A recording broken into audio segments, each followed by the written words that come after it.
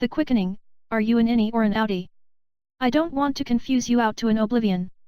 I'm here when you are ready. Sorry for a flood of text. But what shared to him also can apply to everybody as community. In your honor, sir. I issue this upon the day. What I mean of special media, this will be placed. It has no name applied here, in its writing. As true as all things from here, truth absolute. It's our society peace-building tools elite. You are the man spoken of this day and upon the quote held in mem space. Show class, have pride, and display character. If you do, winning takes care of itself. Paul Bryant. https://www.brainyquote.com/quotes/keywords/character.html http://community.gruwup.net http://community.gruwup.net/prejudice http://community.gruwup.net/persuasive-technology at Grow Up 2017. Great reasons us you there Travis, I hear Martin, and all around. Will unite peace. You are definitely a pleasure to be open for further busting out of nuts galore. Indeed I be disqualifying choices and only those who show class, pride, and / or character at first glaze are in. The outs will ponder to wonder and waste away to its ways. In the mind way success over the Quickening bridge we will fly. February 7th year 2007 +10. At the beckoning hour of 2 hours afternoon. And 48 over the top of the hour. In the place on earth where what is no by. Just a passing number 5280. A mile high we are already in flight. Yes we only go higher. Bye. Number Makta.Pond says to our world and declares this is the only fact of knowing social science. Action and motion of recombinant mimetics. Engineering technology that we must be. Connecting and uniting in our worldly way. To be of the inclusive not ever be abusive.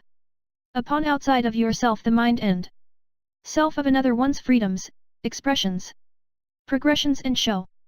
For the outside will be ins and the insides. Be drawn to the outs. This is now to the ever so ever gutter of your insolence upon humanity's compassionates. To the ever so ever gutter you prove it for all the world as a whole to see and never can you remove it. It is shit your sight the shitty way you are drawn and stuck upon your face. And never be erased. It is now to harden your love and break the chains of your fear and hate. We cannot be any other way but united. All of all we stand. Or divided we must all fall. And no one escapes being of addictus the fall of all falls. It will be the fall from God's good grace. For we must be upon selves. To grow over so slightly a point of change to a level that we see ourselves was the childish ones. We are all at that level must we help to climb and grow over the wall.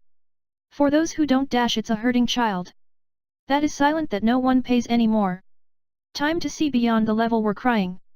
Is any more anyone crying in such a way to make everyone see themselves out of the edge of the cliff dash and they fake it. Walking over its demise dash. It's a cry that is mistrustfully played against the commons of our better community and suckers. Are there thinking believing that they are secretively working, when they are of the outs and the ins are weaving the axe into historical data. It's here believe me believe us. It is here the time crossing of techno-realism. And it does not play favorites.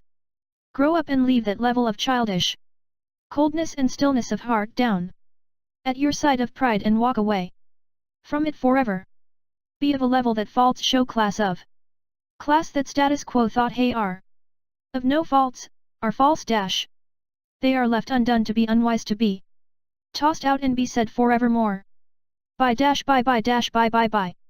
The Myth of Addictus. March 2nd, 2013 in AA, Addiction and Recovery, Hope.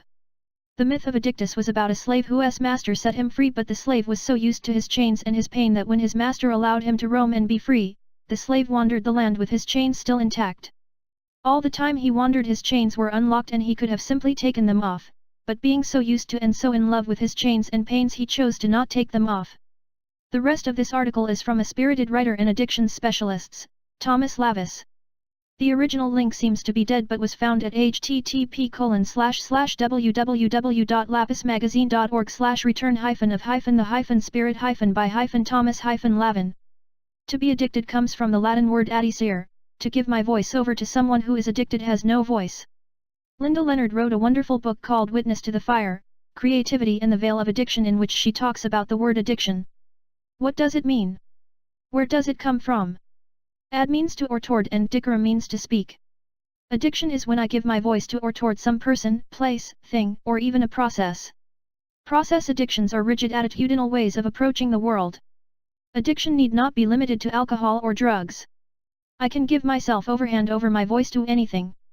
In fact, the original meaning of addictus was spiritual, in the sense of someone dedicated to the gods, one whose voice was given over to the divine, e.g. the third step of AA. Thus, inherent in the meaning of addiction is the sense of dedication, or bearing witness, to creative energies. Among the Romans, addiction also signified the making over of goods to another by a legal sale. A slave was even known as an addictus, someone who had no voice, who was a slave to a master. Addiction is the act of giving oneself over to something as one's master. Addiction is terrible, it is true, but addiction can be transformed. How can the addict get her or his voice back, so that they can respond to what they have been called to? Within every addiction there is a vocation, a calling, vocation coming from the Latin word meaning to hear or listen and therefore to respond. Addiction is far from the end of the line. Like the biblical prophet Samuel did in the night, how do I respond if I don't have a voice? Samuel went to his guru and said, I think I hear my name called, and he is told by the prophet Eli, say here I am Ref, 1 Samuel, chapter 3. Saying yes is part of dealing with addiction. The spiritual part of addiction, getting my voice back, is to be able to say yes to all of life. No one, no thing, is excluded, precluded, left out. In dealing with addiction, we have to see it as one side. It might be a sad story, maybe generations of sad stories, but we can't talk about addiction, whether positive or negative, without pain, because people who get their spirit back have to deal with the pain of staying with their own creative spirit.